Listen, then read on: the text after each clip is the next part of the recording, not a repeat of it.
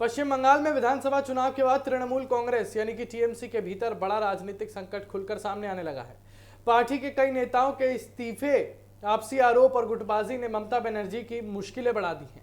समृद्ध, अभी हम कांग्रेस की गुटबाजी की बात कर रहे थे, कांग्रेस की अंदरूनी गुटबाजी की बात कर रहे थे, और यहाँ बंगाल की अगर हम बात करेंगे तो टीएमसी की गुटबाजी जो है साफ नजर आ रही है। इस पूरे विवाद के केंद्र में टीएमसी सांसद काकोली घोष दस्तीदार और सांसद कल्याण बनर्जी, इनके बीच टकराव है। काकोली घोष ने लोकसभा स्पीकर ओम बिरला को पत्र लिखकर कल्याण बनर्जी पर वर्बल एब्यूज और मिसोजनी यानी महिलाओं के प्रति अपमानजनक व्यवहार का आरोप लगाया है। उन्होंने दावा किया है कि संसद के अंदर कई बार उनके साथ गलत भाषा का इस्तेमाल किया गया। काकोली घोष ने यह भी कहा कि सिर्फ उनके साथ ही नहीं बल्कि कई महिला सांसदों के साथ भी ऐसा व्यवहार किया गया, और इस शिकायत के बाद टीएमसी के अंदर का विवाद जो है सार्वजनिक रूप से सामने आ गया है और विपक्ष ने इसे बड़ा मुद्दा बना लिया है। काकोली घोष ने पार्टी के संगठनात्मक पदों से इस्तीफा भी दे दिया है। हालांकि वो अभी भी सांसद बनी हुई है, लेकिन इस्तीफा दे दिया जितने भी संगठनात्मक पद थे उससे। और इस्तीफे के दौरान जो है उन्होंने पार्टी पर कई ज्यादा आरोप भी लगाए। उन्होंने पार्टी में बढ़ती क्रिमिनलाइजेशन यानी कि अपराधीकरण पर भी सवाल उठाए। यानी अपनी ही पार्टी का सांसद अपनी ही पार्टी के लिए बोल रहा है कि मेरी पार्टी क्रिमिनल्स को ज्यादा बढ़ावा देती है। उन्होंने चुनावी रणनीति संभालने वाली संस्था आईपैक की भूमिका पर भी अप्रत्यक्ष नाराजगी जताई। यानी समृद्धि, ये कहा जा सकता है कि बंगाल में टीएमसी के जाने के बाद, बीजेपी के आने के बाद अब टीएमसी के सांसदों को भी ममता बनर्जी और टीएमसी से दिक्कतें हो रही हैं। देखिए, कई सारे राजनीतिक विश्लेषक अंकुर इस चीज का पहले ही आभास कर चुके थे कि देखिए, क्योंकि अच्छी खासी संख्या में टीएमसी की वहाँ जो है विधायकों की भूमिका थी, अच्छी खासी संख्या में जो उनके आंकड़े थे, सरकार थी, उनकी सरकार जाने के बाद अब कितने आंकड़े बचे हैं? 80 विधायक आपके पास जो हैं वो बचे हैं। 294 से 80 पे आप जो है यहाँ पर सिमटते हुए नजर आ रहे हैं। 200 से ज्यादा आपके पास विधायक थे। सीधे तौर पे आप देखिए 50 to 60% का एक सीधे कट ऑफ जो है वो देखने को मिला है। अब क्योंकि देखिए 2026 के चुनाव हो चुके हैं, 2029 के लोकसभा चुनाव आने हैं, अच्छी खासी संख्या में टीएमसी के पास राज्यसभा और लोकसभा दोनों में सांसद हैं, और ऐसे में लोकसभा चुनावों की जब हम जिक्र करते हैं तो टीएमसी के लिए अब सबसे बड़ी चुनौती ये है कि आखिरकार उनके पास जो वो की एरियाज हैं, जो की सीट्स हैं, जो वो हाई प्रोफाइल सीट्स या फिर यूं कहें जो वो लोकसभा की सीटें हैं जहां टीएमसी की पकड़ बड़ी मजबूत है, अब वो चुनौती बनी हुई है। क्योंकि विधानसभा में तो आपको हार का सामना करना पड़ा, और ऐसे में अब 2029 के चुनावों से ठीक पहले आप अब किस तरीके से जो है आप अपने आप को मजबूत कर पाते हैं, ये बहुत बड़ी चुनौती टीएमसी के आगे बनी हुई है। लेकिन इसी बीच जो खबरें सामने निकल के आई और आरोप प्रत्यारोप जो है वो अपने ही नेताओं के ऊपर लगता हुआ नजर आया, तो ये संकेत ये मिल रहा है कि आज चुनाव से पहले या फिर यूं कहें कि अब चुनाव के बाद, यानी कि लोकसभा के चुनावों से पहले और 2026 के विधानसभा चुनावों के बाद हार का सामना करने के बाद क्या हार का डर जो है वो टीएमसी को सता रहा है, इसलिए जो है उसके कई सारे नेता जो है टीएमसी छोड़ने को तैयार हो रहे हैं। अंकुर, ये एक बहुत बड़ी चीज है, क्योंकि चुनाव में हार के बाद टीएमसी के अंदर जिस तरीके से एक अंदरूनी कलह देखने को मिल रही है वो साफ तौर पर सार्वजनिक हो रही है। और इसी के साथ आपको बता दें कि ये दावा भी किया जा रहा है कि कई सारे नेता और विधायक ऐसे भी हैं, खासतौर पे कई सारे सांसद भी ऐसे हो सकते हैं जो बीजेपी के संपर्क में हैं। तो ये एक बहुत बड़ी चीज है कि क्योंकि आपने देख लिया कि बीजेपी जो है अब सत्ता में आ गई है, 5 साल से पहले उनको कोई हटा नहीं सकता है। टीएमसी और बीजेपी के बीच जो एक आपसी रंजिश देखने को मिलती थी, एक जो पॉलिटिकल फाइट्स देखने को मिलती थी, आपको पता है उसका खामियाजा आपको भी हो सकता है क्योंकि आप टीएमसी से जुड़े हुए हैं। इसलिए और क्या 2029 में लोकसभा के चुनावों का हार जो है वो टीएमसी के नेताओं को सचा रहा है, जिसकी वजह से जो है वो अब यहाँ पर टीएमसी छोड़ने को तैयार हो रहे हैं। बहरहाल, लेकिन जिस तरीके से आपसी गुटबाजी जो है वो देखने को मिल रही है, एक अंदरूनी जंग जो है वो टीएमसी के अंदर शुरू हो गई है, आरोप प्रत्यारोप का दौर जो है वो लगातार चल रहा है। जिस तरीके से यहाँ पे जो है ओम बिरला जो कि लोकसभा के अध्यक्ष हैं, उनको यहाँ चिट्ठी लिखकर साफ तौर पर कहा गया कि देखिए मेरी ही पार्टी के एक नेता ऐसे हैं जो यौन उत्पीड़न या फिर यूं कहें कि देखिए यहाँ जो है महिलाओं के साथ अभद्र भाषा और अभद्र व्यवहार करते हैं। तो ऐसे में एक व्यक्ति जो उस पार्टी से इतने लंबे समय तक जुड़ा हुआ है या उस पार्टी का हिस्सा है, वो अपने ही सहयोगी पे एक किस्म से जो है एक आरोप लगा रहा है। अंकुर, तो ये बहुत बड़ा चिंता का विषय जो है वो कम से कम पश्चिम बंगाल की राजनीति में और टीएमसी के लिए तो जरूर है।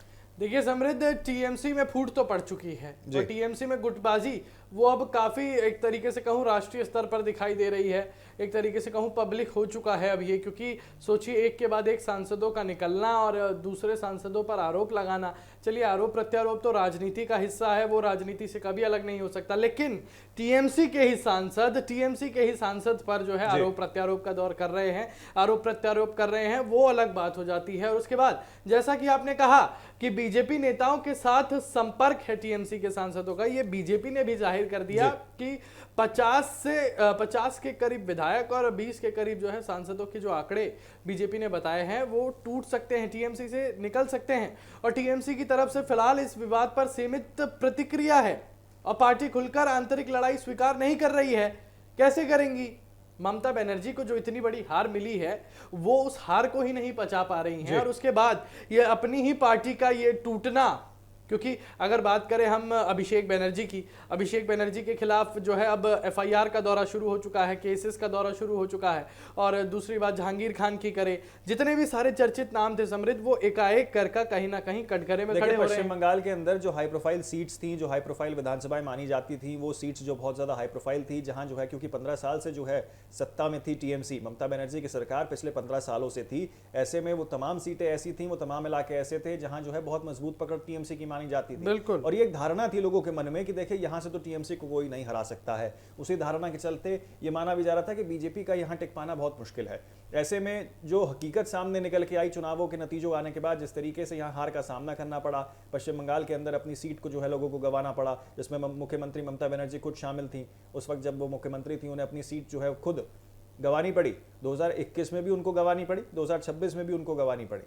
लेकिन फर्क इतना है कि 2021 में तो चलिए आपकी सरकार बन गई थी, लेकिन 2026 में जो आप सरकार नहीं बना पाई। अब कई सारे विधायक ऐसे हैं, देखिए टीएमसी जब हार गई उसके बाद प्रेस कॉन्फ्रेंस भी की, अपने पद से इस्तीफा देने से भी जो है इनकार कर दिया था। और उसके बाद देखिए सबसे जरूरी चीज ये थी कि ममता बनर्जी ने जिस तरीके से अपने घर पे जो है उन तमाम उम्मीदवारों को बुलाया था, चाहे हारे चाहे जितने भी उम्मीदवार टीएमसी के खड़े हुए थे, और एक आकलन करने की कोशिश की थी कि आखिरकार क्या कुछ वो कारण हो सकते हैं जिनकी वजह से हमें हार का सामना करना पड़ा था। अब इतनी सारी चीजें जो हैं वो इर्द गिर्द टीएमसी के मंडरा रही हैं। चुनावी हार, उसके बाद आंतरिक बगावत, और उसके बाद महिलाओं की सुरक्षा को लेकर अब ये पूरा मुद्दा जो है वो घिरता हुआ नजर आ रहा है। क्योंकि महिला सांसद ने एक आरोप लगाया है चिट्ठी लिखकर कि देखिए अपने नेता पे तो लगाया ही है, लेकिन साथ ही आरोप ये लगाया कि देखिए यहाँ महिलाओं के साथ जो है उस तरीके का दुर्व्यवहार हो रहा है, महिलाओं के साथ उचित व्यवहार नहीं हो रहा है। तो ऐसे में अब इस पूरी चीज को जो है महिला सशक्तिकरण और महिलाओं की सुरक्षा से जोड़ के भी जो है बीजेपी इसको प्रस्तुत कर सकती है। अब ये बंगाल की राजनीति में एक नया मुद्दा जरूर बन गया है कि आखिरकार आपसी कलह, हार का सामना, और जिस तरीके से सीटों को गंवाना पड़ा है, अपनी जो एक किस्म से आप देख लीजिए पारंपरिक सीटें थी जहां हम जीतते हुए आ रहे थे, वहां आपका अगर दबदबा कम हुआ है, वहां अगर आपके वोट शेयर्स कम हुए हैं तो साफ तौर पर चिंता का विषय। और क्योंकि जैसा अभी जिक्र किया कि 2029 के जो है लोकसभा चुनाव आ रहे हैं, उससे पहले क्या इन तमाम नेताओं को डर सता रहा है? कहीं ऐसा तो नहीं हमारे साथ भी जो है वही चीज होगी जो 2026 के लोकसभा चुनाव में देखने को मिली थी? अंकुर बिल्कुल समृद्ध, अगर तस्वीरों के माध्यम से समझे और कुल मिलाकर देखा जाए तो टीएमसी इस समय चुनावी हार, आंतरिक बगावत, महिला नेताओं की नाराजगी और संभावित टूट जैसे कई मोर्चों पर दबाव झेलती नजर आ रही है।